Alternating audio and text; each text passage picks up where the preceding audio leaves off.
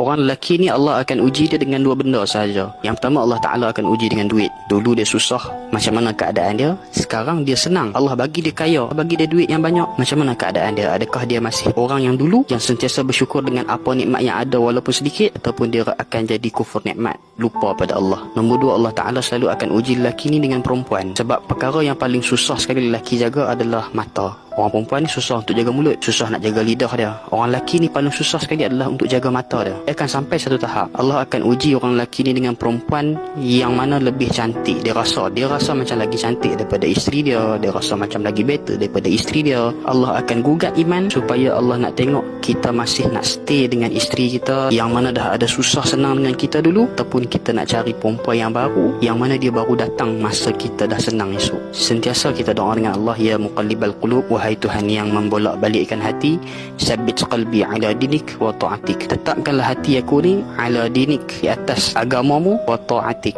taat aku kepadamu. Tak minta Allah Ta'ala jauhkan kita daripada benda yang tak baik.